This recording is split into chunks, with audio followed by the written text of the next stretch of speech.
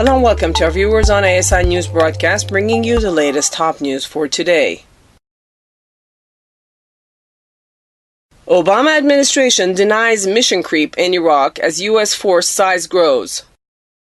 As the unnamed U.S. air campaign over Iraq turned 1 month old on Monday, the Pentagon and White House continue to deny the fight against the Islamic State has grown into something larger than originally intended. The U.S. military is not, they say, engaged in, quote, mission creep, end quote. White House Press Secretary Josh Earnest on Monday rejected that characterization when asked whether the U.S. mission was gradually expanding beyond the narrowly defined purpose of safeguarding American assets. He was asked specifically about a new operation over the weekend striking targets around Haditha Dam, about 175 miles northwest of Baghdad, and compared that operation to the one to recapture the Mosul Dam. The way that it's been described to me is that there is a threat that if ISIL decided to destroy the Haditha Dam, that it could threaten or would threaten the airport downstream from the dam, Earnest said. On August 19, Pentagon Press Secretary Rear Admiral John Kirby also strongly dismissed any such suggestion. Mission creep refers to the growth or expansion of the goals and objectives of a military operation, that the goals and objectives change, morph into something bigger than they were at the outset, Kirby explained. Nothing has changed about the missions that we are conducting inside Iraq. Airstrikes are authorized under 2 mission areas: humanitarian assistance and the protection of U.S. personnel and facilities. But many observers would argue that the mission has changed, that the goals and objectives, as Kirby explained, have morphed into something bigger. For the first time since 2011, the U.S. now has over 1,000 troops in the country, totaling roughly 1,192. The number is expected to rise just over 1,200 in the coming days. The total number of U.S. airstrikes to date as of Monday afternoon was 148, and the cost of the operations in Iraq is estimated at $7.5 million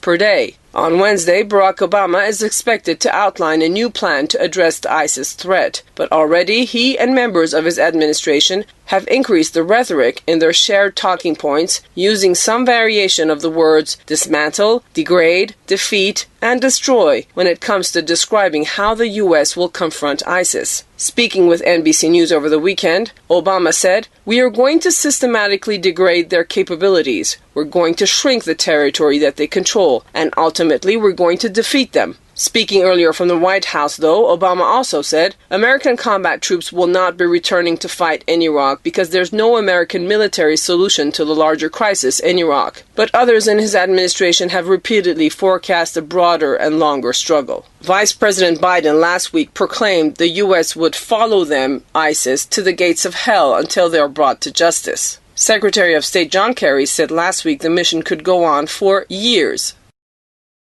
Thanks for watching. Stay with us on ASI News Broadcast with all the latest news from the U.S. brought to you from the American Studies Institute from Tehran. You can also check our website at www.asipress.us.